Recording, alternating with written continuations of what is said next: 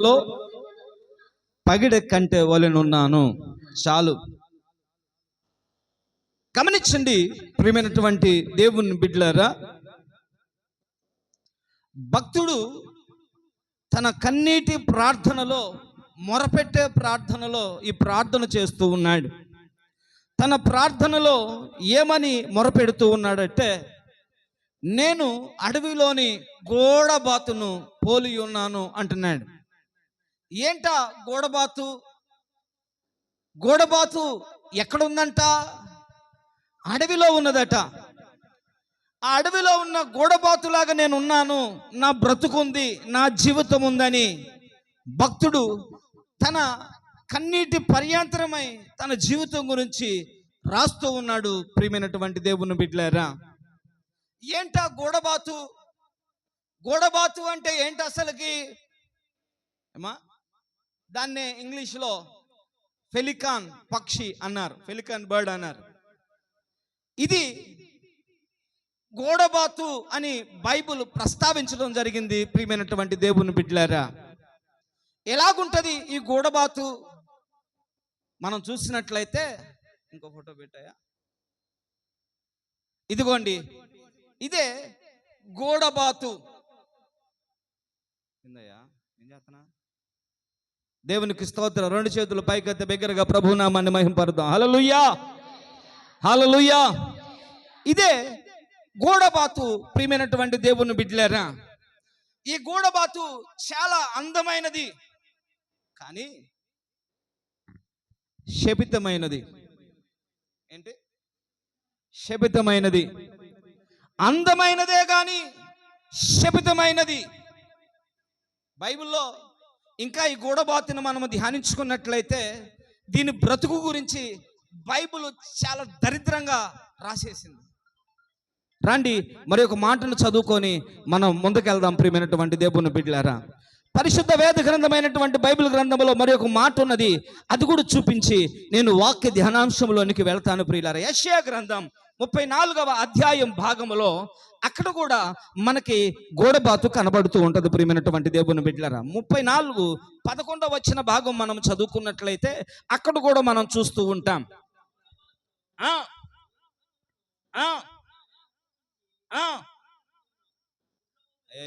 సరే చదువు. గోడబాతులను దాన్ని ఆక్రమించుకొనును. దేన్ని ఆక్రమించుకుంటాయి? దేవునికి వ్యతిరేకంగా నడుస్తున్న ప్రజల గురించి, దేవునికి వ్యతిరేకంగా నడుస్తున్న రాష్ట్రాల గురించి, దేవునికి వ్యతిరేకంగా బ్రతుకుతున్న దేశాల గురించి దేవుడు చెప్తున్నాడు. వారిని ఏమి తీసుకుంటాయట? గోడబాతులు ఆశ్రయిస్తాయట. అంటే పనికిరాని వారిని, పాపంలో ఉన్న వారిని ఏం ఆశ్రయిస్తాయట? గోడబాతులు ఆశ్రయిస్తాయట. జెఫన్యా గ్రంథంలో కూడా 2వ అధ్యాయం 14 వచ్చిన భాగంలో కూడా ఈ గోడబాతును గురించి రాపించినాడు. ప్రియమైనటువంటి దేవుని బిడ్డలారా, ఒకరు చదవండి అమ్మా చక్కగా. జెఫన్యా 2:14.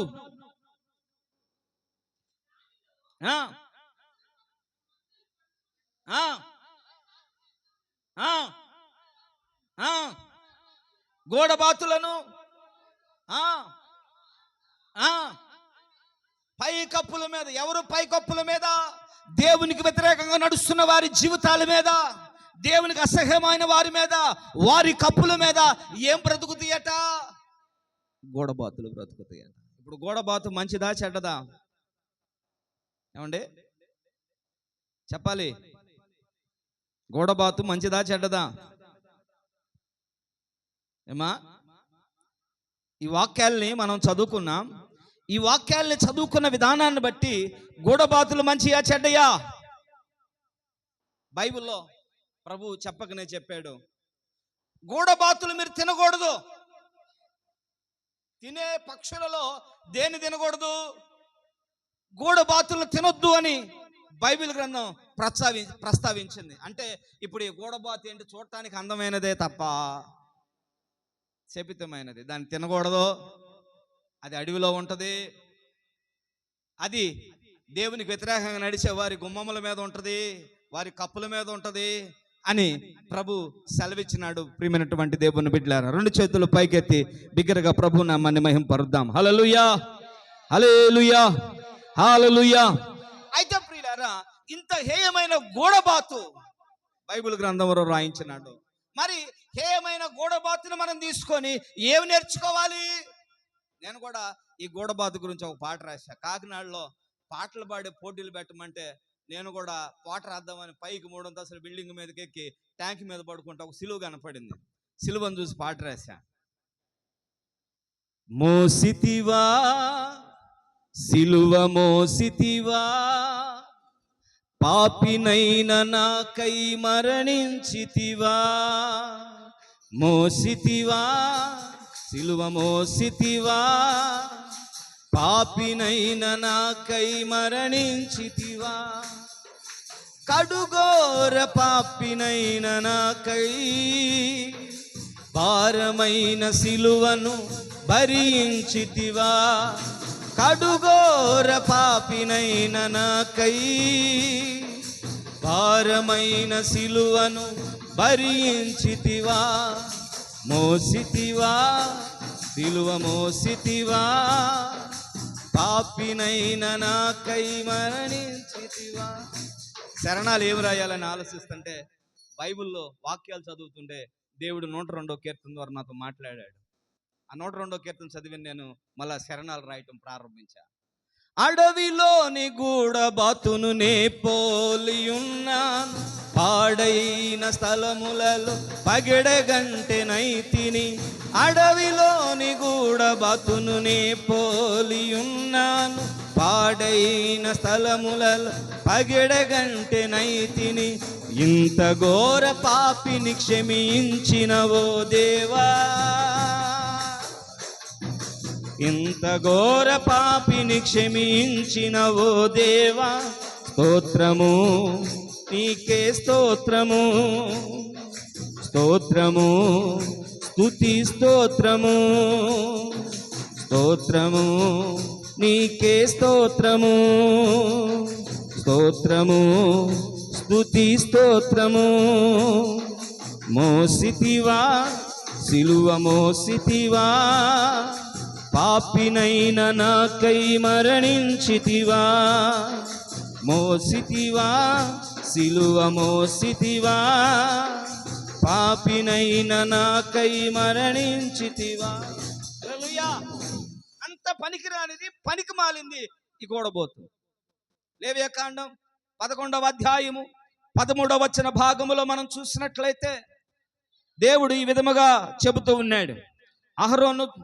మోషే అహరోనులతో చెబుతూ ఉన్నాడు, పక్షులలో వీటిని హేయములుగా ఎంచుకొనవలెను, వీటిని తినవద్దు, ఇవి హేయములు.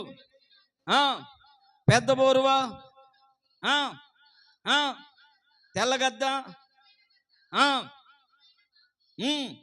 నిప్పుకోడి,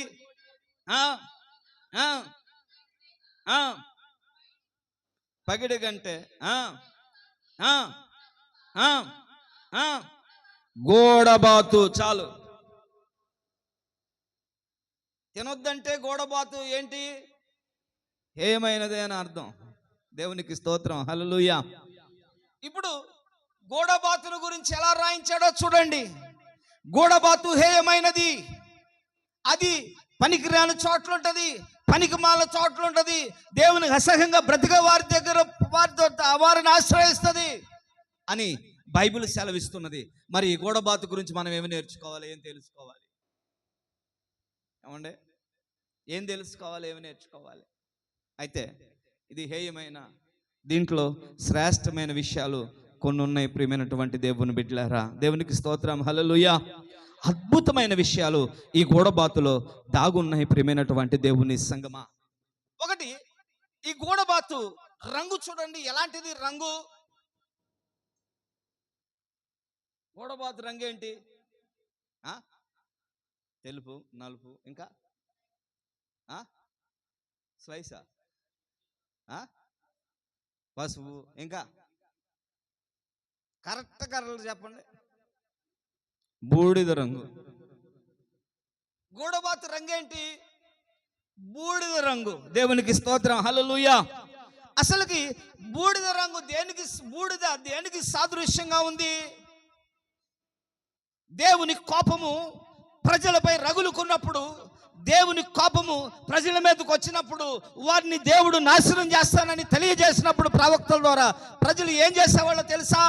తన వస్త్రములు తీసివేసి గోనెపట్ట ధరించుకొని బూడిద పైన చల్లుకొని ప్రార్థన చేస్తారు. ప్రియమైనటువంటి దేవుని బిడ్డలారా, హల్లెలూయా. ఇది హేయమైనదే, కానీ దాని హేయాన్ని బట్టి ప్రతిరోజు అది ఏం చేస్తుంటుందో తెలుసా? దాని రంగే తెలియపరుస్తుంది. నేను హేయమైన దాన్ని కాబట్టి నేను ప్రతిరోజు ఏం చేస్తున్నాను?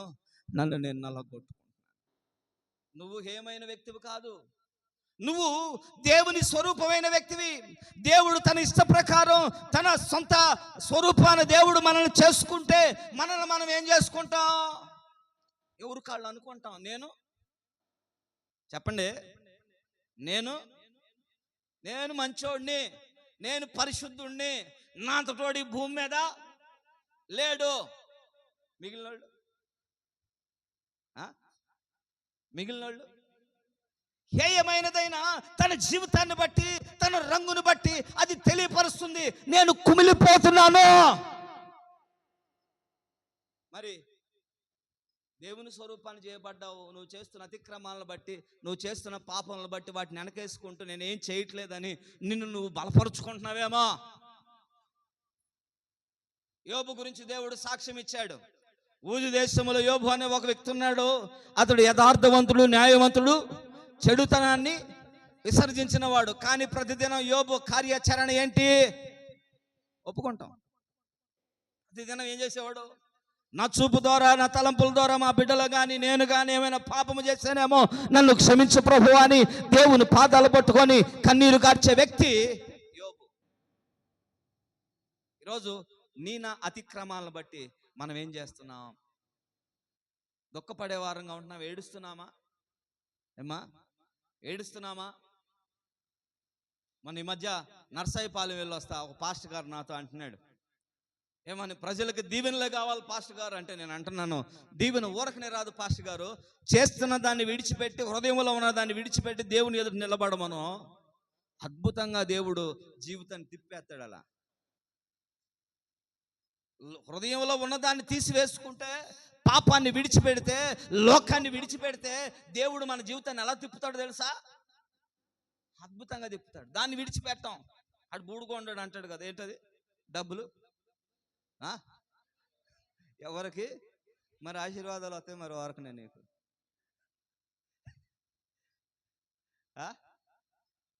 వరకు వస్తాయా? ఏది ఊరికి రాదు. దేవుని పాదాల దగ్గర దేవుడు ఏం అడుగుతున్నాడు? నిన్ను పని చేయమంటలా, నీకు హృదయంలో ఉన్న తీసుకో, మారు మనసు పొందు, నా దగ్గరికి రా, నిన్ను ఉన్నతమైన స్థాయిలో పెడతాను అంటున్నాడు. మనం ఉన్నతమైన స్థాయిలో ఉండాలంటే మన అనుభవం ఏదై ఉండాలి? కన్నీరు కార్చే అనుభవం, దుఃఖించే అనుభవం, పాపాన్ని తీసివేసుకునే అనుభవం, దేవునికి వ్యతిరేకంగా నడిచే అనుభవాలను తీసివేసుకునే అనుభవం. హల్లెలూయా, హల్లెలూయా.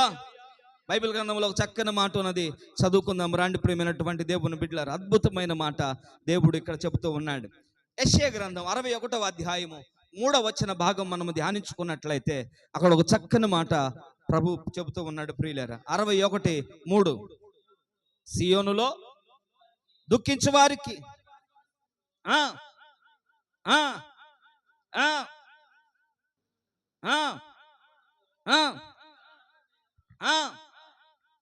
భారభరితమైన ఆత్మకు ప్రతిగా స్తుతి వస్త్రమును వారికి చుడుకు ఆయన నన్ను పంపి ఉన్నాడు. హల్లెలూయా. దేవుడు ఎందుకు వచ్చాడట? ఏమండి, ఎందుకు వచ్చాడంట? సియోనులో దుఃఖించు వారికి ఉల్లాస వస్త్రము ధరించజేయుటకును, బూడిదకు ప్రతిగా దేన్ని ఇవ్వటానికి? పూదండనివ్వటానికి, దుఃఖమునకు ప్రతిగా ఆనంద తైలమును ఇవ్వటానికి, భారభరితమైన ఆత్మకు ప్రతిగా స్తుతి వస్త్రాన్ని ఇవ్వటానికి ఆయన నన్ను పంపి ఉన్నాడు. ఈరోజు ఆయన ఎందుకు వచ్చాడు? ఈరోజు మనం ఏడం మనం ఎక్కడ కన్నీటి ప్రార్థన ఉంటుందో, ఎవరి జీవితంలో కన్నీటి అనుభవం ఉంటుందో వారిని దేవుడు ఏం చేస్తాడట? ఒప్పుకొని దేవుని దగ్గర విడిచిపెట్టే అనుభవం ఎవరి దగ్గర ఉంటుందో వారిని దేవుడు ఆనందభరితులుగా చేస్తాడట. ప్రియమైనటువంటి దేవుని బిడ్డలారా, నెంబర్ 1, ఈ యొక్క గోడబాతు రంగు బూడిద హేయమైనదే, కానీ ఆ హేయమైన దాన్ని ఒప్పుకునే అనుభవం కలిగింది. ఈ గూడబాతు మనకి తెలియపరుస్తుంది. నేను గూడబాతునే, పాడైన స్థలముల్లో ఉండేదానినే, అడవిలో ఉండేదానినే, కానీ నా రంగే తెలియపరుస్తుంది. దాన్ని బట్టి నేనేం చేస్తున్నాను? లోన ఏమండి, లోన ఏం చేస్తున్నాను? ఏడుస్తున్నాను, దుఃఖపడుతున్నాను. నెంబర్ 1, ఈ యొక్క గూడబాతు అనుభవం ఏంటంటే ప్రియమైనటువంటి దేవుని బిడ్డలారా, దాని రంగే తెలియపరుస్తుంది, బూడిద అనుభవం అని. నెంబర్ 2, ఈ గూడబాతు ప్రియమైనటువంటి దేవుని బిడ్డలారా, 1 ఏడ్చే అనుభవం కలిగిన గూడబాతు, 2వది ప్రియమైనటువంటి దేవుని బిడ్డలారా, ఇది ఎక్కడ ఒంటరిగా ఉండదు. ఇది ఎలాగుంటది పెట్టాయా? గూడబాతులు ఎప్పుడు ఒంటరిగా ఉండవు, అవి గుంపులుగానే ఉంటాయి ప్రియమైనటువంటి దేవుని బిడ్డలారా. దేవునికి స్తోత్రం. 2 చేతులు పైకెత్తి బిగ్గరగా ప్రభు నామాన్ని మహింపరుద్దాం. హల్లెలూయా, హల్లెలూయా. నెంబర్ 2, ఈ గూడబాతు ఎలాంటి అనుభవం కలిగిందంటే ప్రియమైనటువంటి దేవుని బిడ్డలారా, ఇవి గుంపులుగా ఉంటది ప్రియమైనటువంటి దేవుని బిడ్డలారా. అనగా ఏంటి? ఈ హేమైనయే, అడవిలో ఉండేయే, పాడైన స్థలాల్లో ఉండేయే, దేవునికి వ్యతిరేకమైన వారి గుమ్మాల మీద, కప్పుల మీద ఉండేయే. కానీ వీటి అనుభవం ఏంటి? మేము ఎలాగుంటాం? ఐక్యతగా ఉంటాం. దేవునికి స్తోత్రం. హల్లెలూయా, హల్లెలూయా. ఈ పక్షి మనకి ఏం చూపిస్తుంది? మేము హేయమైన వాటిమే, కానీ మా అనుభవాలు ఏంటి? మాకు ఒక యూనిటీ ఉంది. ఏంటి ఆ యూనిటీ? మేమందరం ఎలాగుంటాం? ఐక్యతగా. దేవుడు మనల్ని ఆయన స్వరూపాన్ని చేసుకున్నాడు. ఆయనకంటే కొంచెం తక్కువగా, అన్నిటికంటే హెచ్చుగా దేవుడు మనల్ని చేశాడు. కానీ వాటిలో ఉన్న యూనిటీ ఎవరికి ఉండదు? మనిషికి ఉండదు. మనిషి అనుభవం ఏంటి? వాళ్ళ మీద వీళ్ళు చెప్పుకుంటాం, వీళ్ళ మీద వాళ్ళు చెప్పుకుంటాం. బైబిల్ ఏం చెబుతుంది? అపోస్తల కార్యం 2వ అధ్యాయంలో మీరు ఎందులో ఉండాలి? ఎడతెగక బోధ యందును. నెంబర్ 2 చెప్తున్నాడు, సహవాసం లేకపోతే ఓడిపోతావు. అంతెందుకంటే ఇంత చిన్న పక్షులు నల్లయ్యి స్పూన్లు ఎత్తుకెళ్ళిపోతాయి, పిల్లల చేతిలో టిఫిన్లు ఎత్తుకెళ్ళిపోతాయి, పొడుస్తే ఏంటయ్యి? ఒక్క కాకి పడినివ్వండి, ఏమండి, ఒక్క కాకి పడినివ్వండి, ఆ ఒక్క కాకిని వదిలిపెట్టేస్తాయా? అన్ని కాకులన్నీ ఆడి జారితే కావు కావు కావు కావు అని ఆడి జారితే మనిషికి ఏం లేదు. ఒక్కడికి అపాయం జరిగితే నలుగురు వచ్చే స్థితిలో లేరు మనుషులు. శనివారం రోజు ఫ్రూటీని స్కూల్లో వదిలిపెట్టాను. విన్ని ఇంటికాడే ఉంది. విన్నిని కూడా తీసుకెళ్ళి ఇద్దరం కలిసి వెళ్ళి ఫ్రూటీని తీసుకొద్దామని బండి మీద వెళ్తున్నాం. ఒక అక్క స్కూటీ ఆపింది పోలేరమ్మ గుడి ఎదురు నడి రోడ్లో.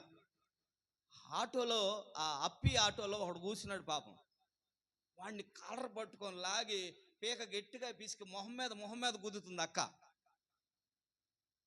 నేను ఎందుకు బండి ఆపా చూసి, ఎవరు పట్టించుకుంటా, ఎవరు వెళ్ళటల్లా. ఆమె పక్కన ఒక ఆయన ఉన్నాడు, ఆయన కొట్టు అంటున్నాడు, ఏమేం కొడుతుంది. ఏంది గొడవ అవుతుందని బండి ఆపి ఆమె చెబుతుంది ఆ పక్కనోడికి, ఎదురు బస్సు వస్తుంది, నేను సడన్గా బ్రేక్ వేసేసాను, వీడు వచ్చి నన్ను గుద్దాడు. ఎక్కడ వేసింది? నడి రోడ్లో వేసింది బ్రేక్. నడి రోడ్లో బ్రేక్ అయితే తప్పెవరిది? అన్నయ్య డ్రైవర్ మా అన్నయ్య, నడి రోడ్లో బ్రేక్ అయితే తప్పెవరిది? బ్రేక్ వేసినోడిదే. అయ్యా సుబ్బారావు గారు, తప్పు. ఈమె ఎవరిని కొడుతుంది? పాపం వాడు ఆపుకోలేక వచ్చి తగిలేడు చూడండి, వాడిని కొడుతుంది. ఇక నేను ఆపుకోలేక, తల్లి తప్పు నీదే అమ్మా, నీది పెట్టుకొని ఎందుకు ఆయన కొడతావన్నా. అంటే నీ ఎదురు బస్సు వస్తే నువ్వు ఆపకుండా వెళ్ళిపోతావు బస్సుకి ఎదురంది. నేను నడి రోడ్లు ఆపనమ్మా, పక్కకి వెళ్ళిపోతానన్నా. ఎట్లాగో మాట్లాడి వాడిని అటు పంపించేశాం. నాకు అనిపించింది, మనిషి ఒకరినొకరు పట్టించుకుంటా. ఒకటికి అపాయం జరిగితే, ఇప్పుడు అంతా అపాయం జరుగుతున్న మనుషులు ఏం చేస్తున్నారో తెలుసు? ఎవడన్నా కాలువలో మునుగుతున్నాడు అనుకోండి, గబక్ నీళ్ళండి దీంట్లో ఏం చేస్తున్నారు? ఇదిగో ఫ్రెండ్స్ ఎలా మునుగుతున్నాడు చూడండి ఫ్రెండ్స్, ఇదిగో ఫ్రెండ్స్.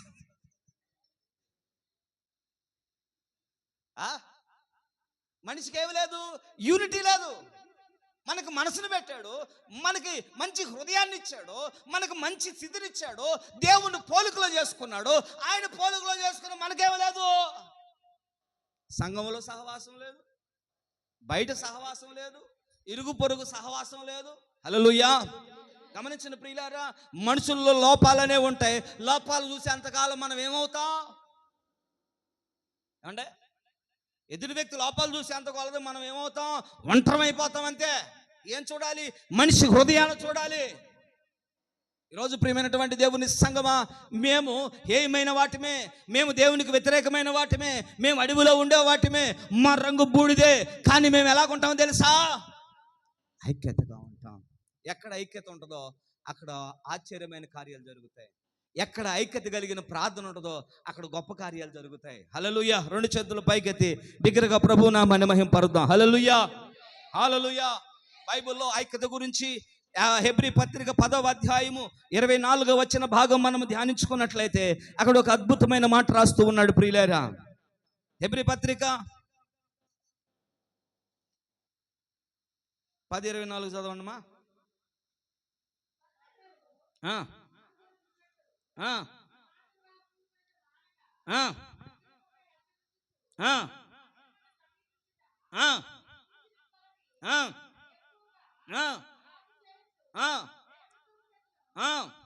సత్కార్యములు చేయుటకును ఒకరినొకడు పురుకొల్పవలనని ఆలోచింతుము. రెండు చేతులు పైకెత్తి బిగ్గరగా ప్రభువు నామమున మహిమపరుద్దాం. హల్లెలూయా. ఎలాగుండాలంట సంఘం? ఏమా సంఘం ఎలాగుండాలట? కొందరు మానుకొనున్నట్టుగా సమాజముగా కూడుట మానక ఒకరినొకడు హెచ్చరించుచు ఆ దినము సమీపించడం మీరు చూచిన కొలది మరి ఎక్కువగా అలాగు చేయొచ్చు. ప్రేమ మాపుటకును సత్కార్యములు చేయుటకును ఒకరినొకడు ఏం చేసుకోవాలట అంటే, ఒకరినొకడు ఏం చేసుకోవాలంట? ఒకడు పడిపోతాడండి, పడిపోయిన వదిలేయాలా? అయ్యా, పడిపోయిన వదిలేయాలా? నువ్వు ఆత్మీయుడివే, నువ్వు ప్రార్థన పరువే, నువ్వు ప్రార్థన పరురాలివే, నువ్వు ఆత్మీయురాలివే. నీ ఎదుట ఒక వ్యక్తి పడిపోతున్నాడు సంఘంలో, నువ్వు వదిలేయాలా? వదిలేయాలా? నీకు ఆత్మీయ అనుభవం లేనప్పుడు వదిలేస్తావు, నాకెందుకులేని. నీకు ఆత్మీయ అనుభవం ఉంటే నువ్వేం చేస్తావు? పడిపోయినోడిని ఏం చేస్తావు? మా యవనస్తులు కొంతమంది ఒక టిక్ టాక్ చేశారు ఈ మధ్య. నాకు చిన్ని పెట్టాడు. మన యవనస్తులు చేసే టిక్ టాక్లన్నీ చిన్ని చూసి నాకు పెడుతుంటాడు. చూడండి పాస్టర్ గారు, మన యూత్ ఏ విధంగా టిక్ టాక్లు చేస్తున్నారని. ఆడు కొట్టో సుబ్బడదానా అంటుంది. ఇప్పుడు ఆడిని ఏం చేయాలి? యవనస్తులు వినండి, వాడిని విమర్శించడం కాదు, వాడు పడిపోయిన స్థితిలో నుంచి ఏం చేయాలి? మనం ఏం చేయాలి? లేపాలి. ఏం చేయాలి? విడిచిపెడితే వాడు అలాగే వెళ్ళిపోతాడు లోకంలోకి వెళ్ళిపోతే తప్పెవరిది? తప్పెవరిది? ఒకడు లోకంలోకి వెళ్ళిపోయినా ఒకడు నీ వల్ల సంఘం మానేసినా తప్పెవరిది? నీదే. ఒకరినొకరు ఏం చేయాలంట? పురుకొల్పుకోవాలి, హెచ్చరించుకోవాలి, పురుకొల్పుకోవాలి. తప్పులేనోడు ఎవడన్నా ఉన్నాడు భూమి మీద ఈ దౌర్భాగ్యుడితో తప్ప సహా? అందరూ పాపము చేసి దేవుడు అనుగ్రహించు మహిమను పొందుకోలేప. ఇప్పుడు ఈ గూఢబాతుల్లో బలహీనత ఉన్నాయి, చాలా ఉన్నాయి. కానీ ఇవి దేన్ని కోల్పోవు? ఐక్యతను కోల్పోవు. హల్లెలూయా. ఐక్యతను కోల్పోవు. ఈరోజు ఆ యవనస్తుడిలాగా, ఈ యవనస్తుడిలాగా, ఆమెలాగా, ఈమెలాగాని నువ్వు ఐక్యతను కోల్పోతున్నావేమో. దేవుడు రేపు నిన్ను అడుగుతాడు, ఏమని? నా స్వరూపాన్ని నిన్ను చేసుకున్నాను. మరి వాళ్ళు పడిపోతుంటే నువ్వెందుకు లేపలేదు? లేపగలిగిన శక్తి నీకు ఉన్నప్పుడు నువ్వేం చేయాలి? లేపాలి. ఈరోజు నువ్వు ఒకరిని లేపావంటే రేపు నిన్ను ఇంకొకళ్ళు.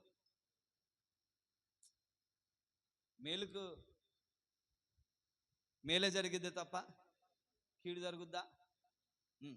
దేవుని విషయంలో మనం ఒకళ్ళు పడిపోయిన వ్యక్తిని మనం లేపామనుకోండి, రేపు మనం పడిపోమని గ్యారంటీ ఏమైనా ఉందా? ఏమండి, పరిస్థితులు ఎప్పుడు ఎలాగ మారుతాయో తెలీదు. ఎందుకంటే ఇది ఏ శరీరం? పాప శరీరం, మట్టి శరీరం. ఈ శరీరం అప్పుడప్పుడు మనం బలహీనతలో పడిపోయేటట్లు చేస్తుంటది. కానీ మనం ఆత్మీయతలో ఉన్నాం కదా, ఆ పడిపోయే వ్యక్తిని ఏం చేయాలి?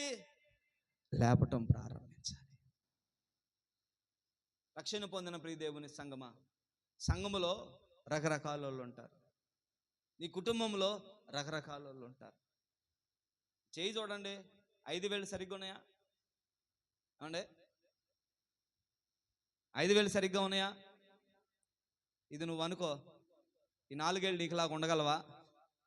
ఉండలేవు. కానీ నువ్వేం చేయాలి? ఈ 5 ఏళ్ళు కలిస్తేనే దీన్ని లేపాలంటే ఏం చేయాలి? అమ్మా ఏదో పడింది చూడమ్మా. ఇది లేపాలంటే ఏం చేయాలి? ఏ కలవాలి? 5 వేలు కలగకపోతే ఇది లేచిద్దా? నశించిపోతున్న ఆత్మలు లెగుస్తాయా? దేవుని వైపు అనేక మంది తిప్పబడతారా? హల్లెలూయా. ఈ ఏలు ఏలుకులాగే ఉంటే, ఈ ఏలు ఏలుకులాగే ఉంటే, ఈ ఏలు ఏలుకులాగే ఉంటే ఏంటి? ఏళ్ళు కూడా పోటీ పెట్టుకుంటాయి. ఇది నేను బలమైన ఏళ్ళు అనిద్ది, ఇది నేను అందరం చూపిస్తాననిద్ది, ఇది నేను అందరికి అంతకంటే పొడుగు అనుకునిద్ది, ఇది నాకేముంది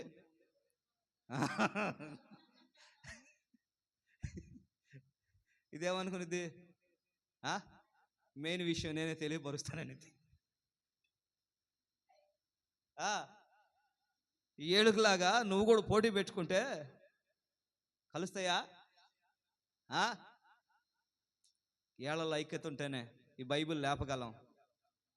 సంఘంలో ఐక్యత ఉంటేనే సంఘాన్ని ఏం చేయగలం? సంఘాన్ని ఏం చేయగలం? ఆయన ఆర్భాటంతో ప్రధాన దూత బోర శబ్దంతో వచ్చినప్పుడు మనం ఏం చేయగలం? సంఘాన్ని అలా తీసుకొని వెళ్ళగలం. సంఘమా, ఐక్యత లేని సంఘం దేవునికి అసహ్యమైన సంఘం. ఐక్యత లేని సంఘం దేవుని దృష్టిలో లేని సంఘం. యవనస్తులారా, ఐక్యతగా ఉండండి. ఒకడు రావట్లేదా, వాడిని విమర్శిస్తా, వాడు అంతే పాస్టర్ గారు అంటాం కాదు. మీరు ఏం చేయాలి? ఆగిపోతానండి, ఏం చేయాలి? మళ్ళా చర్చికి మళ్ళా చర్చికి నడిపించాలి. హల్లెలూయా. మళ్ళా దేవుని సన్నిధిలో వారిని నిలబెట్టాలి. నెంబర్ 1 ఇది బూడిద రంగు. నెంబర్ 2 ఇవి ఐక్యతగా ఉంటాయి. నెంబర్ 3 ఇవి వాటి పెద్ద ముక్కు ప్రియులారా, వాటిది. అవి మేత తినే సమయంలో, ఆహారం తినే సమయంలో నీళ్ళల్లో పెట్టి మేతను ఎత్తుక్కుంటూ ఉంటాయి. ఈ మేతను తినే సందర్భంలో చేపలు వస్తూ ఉంటాయి, చెత్త చెదారం వస్తూ ఉంటుంది, నీళ్లు వస్తూ ఉంటాయి. ఇది కింద నుంచి పనికిరాని దాన్ని బురదనంతటిని ఏం చేసిద్ది? వదిలేసి దేని కడుపులోకి తీసుకెళ్ళిద్ది? ఆహారాన్ని మాత్రమే తీసుకునిద్ది. దేవునికి స్తోత్రం. హల్లెలూయా. ఇప్పుడు ఇదేమి నేర్పిస్తుంది? నేను హేయమైన దాన్నే, కానీ నేను శ్రేష్టమైనది తింటా. మిగిలిందంత బురదనంతా ఏం చేస్తాను? మనిషికి ఏం కావాలి? వాక్యము కావాలి. చెప్పండి, వాక్యము కావాలి. చెప్పండి అమ్మా. వాక్యము కావాలి, లోకము కావాలి. దేవుడు అంటున్నాడు, లోకముతో స్నేహం, దేవునితో వైరం. మీరు ఉంటే వాక్యములైనా ఉండండి, లోకములైనా ఉండండి, లోక సంబంధమైన మాటలైనా ఉండండి. సంఘం ఎందులో ఉండాలి? వాక్యములో. వాక్యం ఏం చేస్తుంది? శత్రువులను ఎదుర్కొనే సర్వాంగ కవచమై యుద్ధమునకు సిద్ధ మనసు ఇచ్చుచున్నది. శత్రువులను ఎదుర్కొనే యుద్ధమునకు సిద్ధ మనసు ఇచ్చుచున్నది. అపవాది వేయుచున్న అగ్ని బాణములను, అపవాది వేయుచున్న అగ్ని బాణములను ఖడ్గము వలె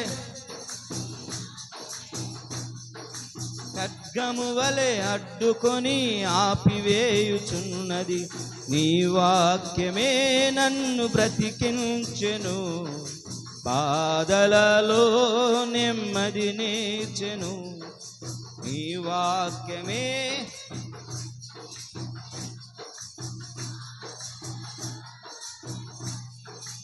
హల్లెలూయా. పడిపోయిన వాళ్ళు చాలా మంది ఉన్నారు. మరి నువ్వు దేవుని బిడ్డవే, ఆత్మీయుడివే, నా భక్తి నాకొక్కడికే సొంతం, నేను ఒంటరిగా ఉంటాను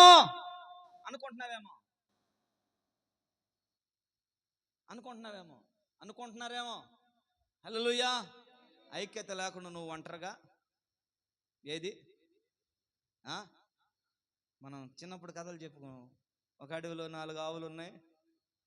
రోజు సింహం వాటిని తినాలనుకునిద్ది. 4 ఆవులు ఐక్యతగా ఉండటం వల్ల సింహం ఏం చేయలేకపోయింది, వాటిని ఏం చేయలేకపోయింది. 4 ఆవులకు ఒకరోజు ఏమైంది, గొడవ అయింది. 4 ఆవులు నీడిపోయినాయి. రోజుకి ఒక్కొక్కదాన్ని ఏం చేసింది. సాతాను కూడా ఏం చేస్తాడో తెలుసా? ఐక్యత లేకుండా మనం ఒంటరిగా ఉంటే సాతాను కూడా మనల్ని ప్రార్థన తగ్గించేస్తాడు, ఆత్మీయతను తగ్గించేస్తాడు. అందుకే పౌలు చెప్పాడు, మీరు సహవాసంలో ఉండండి, ఎడతెగకుండా ఉండండి. సహవాసం ఉండాలండి, సహవాసం కలిగి ప్రార్థన చేయాలండి. సహవాసంగా కలిసి ప్రార్థన చేస్తే జరిగే ఆత్మీయ మేలులు వేరు. హల్లెలూయా. పదును పట్టాలి మనం. బైబిల్లో ఒక మాట ఉన్నది, చదువుకొని ముందుకు. సామెతల గ్రంథం 27వ అధ్యాయము 17వ వచ్చిన భాగంలో మనం చూసినట్లయితే అక్కడ ఒక చక్కని మాట మనం చూడగలం ప్రియులారా.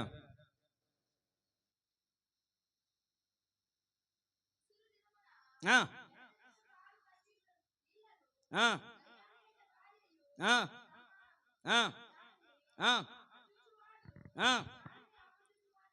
27:17 అమ్మా.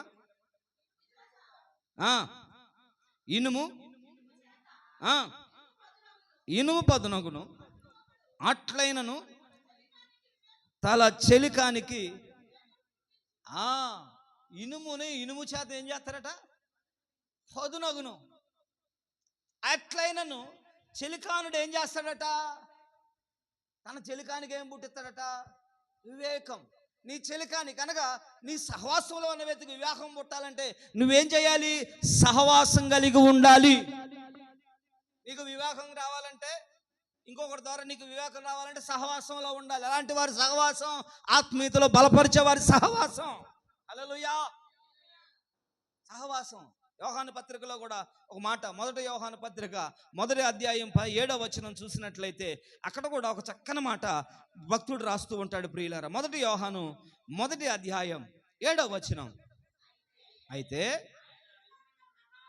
అమ్మ ఒకళ్ళు చదవమ్మా. అయితే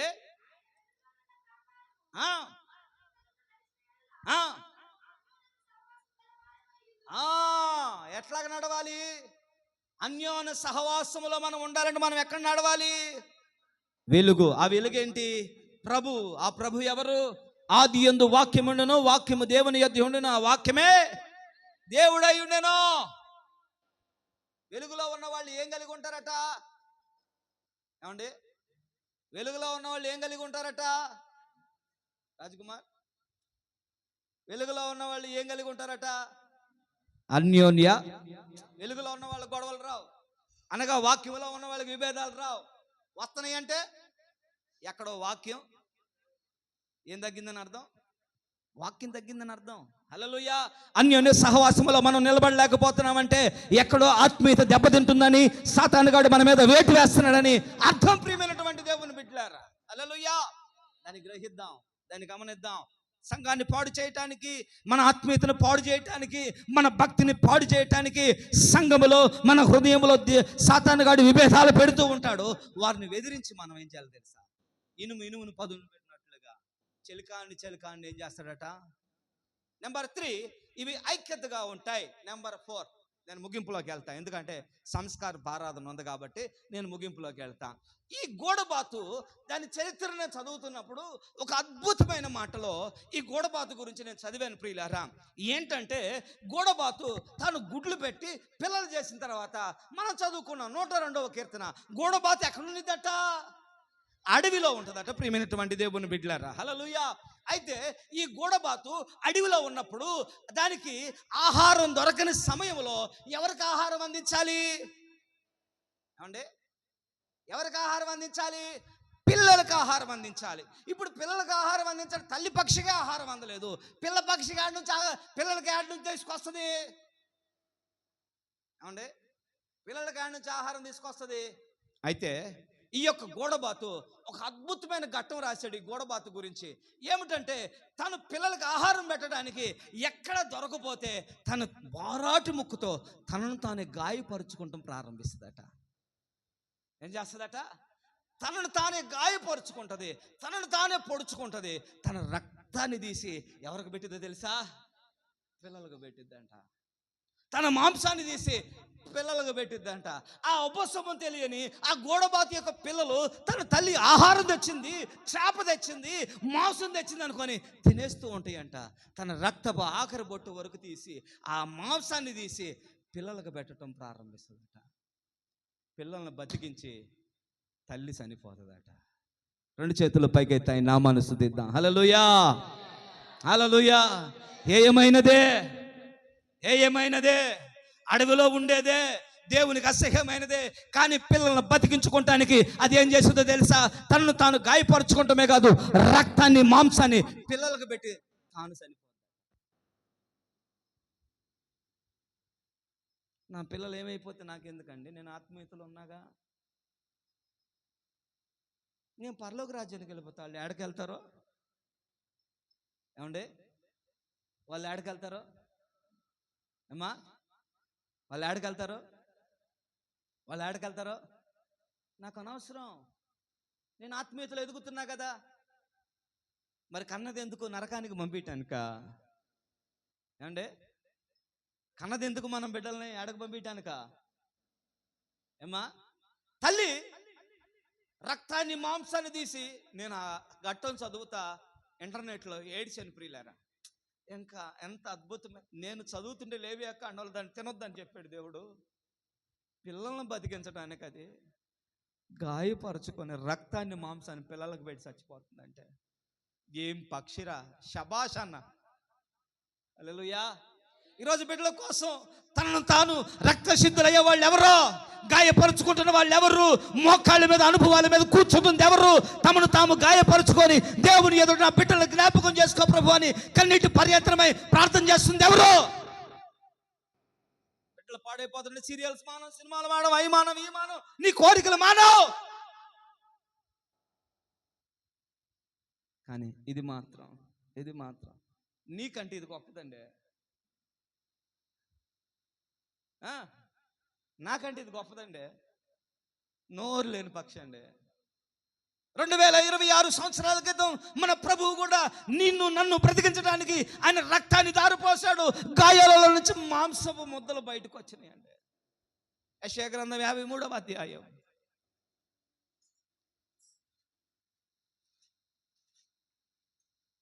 చదవమ్మా.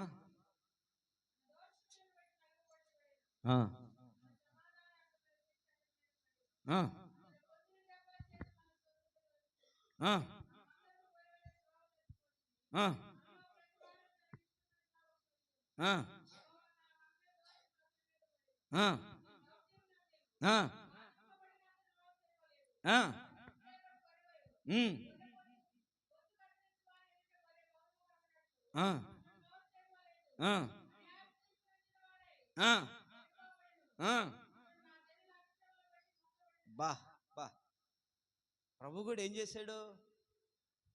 ఏమండి, నువ్వేడ చస్తావో అని, మనం ఏడ చస్తావా అని ఆయన ఏమయ్యాడు? తనను తాను గొర్రె బొచ్చు కత్తిరించి వాని ఎదుట గొర్రె ఏ విధంగా మౌనంగా ఉండునో. ఏమండి మౌనంగా ఉండునో. ఈరోజు బిడ్డల కోసం నా పాత్ర ఏంటి? నా కోరిక తీరింది, నా ఈగో ఏమైంది? సాటిస్ఫై అయ్యింది. ఇంకంతకంటే ఏం కావాలి? పిల్లలు ఎటుపోతే నాకెందుకు? తల్లిదండ్రులు ఏమనుకుంటున్నారో తెలుసు ఇప్పుడు? ఏమండి, పిల్లలు ఎటుపోతే నాకెందుకు? 100 రెట్లు మనకంటే ఇది బెటర్ అండి. నువ్వెవరు? నీ గురించి ఏమి రాశాడు ప్రభు? నా బిడ్డలు, నా జనులు. అనేక మార్లు ఏమి రాశాడు? నా జనులు, నా ప్రియురాలు. పరమగీతముల గ్రంథములో లెక్కకు మించిన కన్యకులు గరలు గాని నా ప్రియురాలు నా నిష్కరంకురాలు ఒకటే. సంధ్యారాగము చూపుట్టుచు చంద్రబింబం అంత అందము గలదై యూహిత సైన్య సమవీకర రూపుయగు ఆమె. బా, అంత శ్రేష్టమైన పదాల చేత వాడబడిన మనము దీనిలాగా బ్రతుకుతున్నామా? ఏమండి, తన రక్తాన్ని బిడ్డలకు పెట్టిద్దంటండి, తన మాంసాన్ని బిడ్డలకు పెట్టి బిడ్డలను బతికించి తల్లి ఏం చేసిద్ది? చచ్చిపోయిద్దంటండి.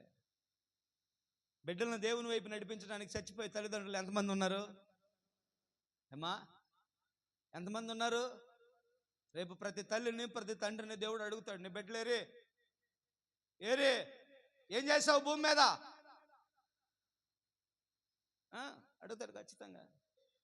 రేపు మిమ్మల్ని అడిగినప్పుడు మీకు గుర్తుకొస్తుంది, మా పాస్టర్ గారు చెప్పాడు ఆ రోజు, నీ బిడ్డలేరని అడిగాడు. ఈరోజు సంగమా, ప్రభు పాలలో చేయి వేస్తున్న సంగమా, ఆయన రక్త మాంసములో పాలు పొందుతున్న సంగమా, నిన్ను ఆత్మీయతలో వర్ధిల్లింపజేయాలని ఆయన రక్త మాంసాలు మనకి ఇచ్చాడు. మనం ఏం చేస్తున్నాం? ఈరోజు యేసయ్య రక్త మాంసాన్ని తాగుతున్నాం, తింటున్నాం. మరి సరి చేసుకుంటున్నావా? బూడిద అనుభవాలు వస్తున్నాయా? మరి ఐక్యత కలిగి ఉంటున్నావా? మంచి చెడుని తీసుకున్న అనుభవాలు కలిగి ఉంటున్నావా? సార్, నిన్ను నువ్వు పరిశీలన చేసుకో. వాక్యమైన సంగమా, నీ ఆత్మీయ స్థితి ఎంత వర్ధిల్లిందో, ఏ స్థాయిలో ఉందో ఈరోజు నా దేవుడు నీతో చెప్పమంటున్నాడు. నీకే ఈ వాక్యం, నీకే ఇది చెప్పమంటున్నాడు. నీకంటే 100 రెట్లు అది బెటర్ అని చెప్పమంటున్నాడు. ఏదో నామకార్థంగా వచ్చి నామకార్థంగా వెళ్దాం అనుకుంటున్నావేమో. దేవుని సంఘములో నాటబడిన చెట్టు వలె ఉండు. బైబిల్ అదే చెప్పింది. అది నీటి కాలువల యోరను నాటబడిన ఆకు వాడక తన కాలమందు దేవుని సన్నిధిలో నాటబడితే నువ్వు ఎలాగుంటావు? ఆకు వాడవు. హల్లెలూయా, హల్లెలూయా. ఆయన రక్త మాంసములు తింటున్న పక్ష, మరి నువ్వు ఎలాగున్నావమ్మా? చాలా నిన్ను నువ్వు హెచ్చరించుకో. దేవుడిచ్చిన మాటలు దీవించును గాక. ఆమేన్. అందరూ మోకాళ్ళేసి ఆయన బలలో పాలు పొందులు పొందే నువ్వు ఒకసారి సరి చేసుకొని సరిదిద్దుకొని ప్రభు పాదాలు పట్టుకొని, ప్రభువా, గోడబాతు, మోగదైన గోడబాతు, మాట్లాడలేని గోడబాతు, అద్భుతమైన విషయాలు కలిగి ఉన్నది నాయన. ఏమైనా గోడబాతు అద్భుతమైన విషయాలు కలిగి ఉన్నది నాయన. మరి నేను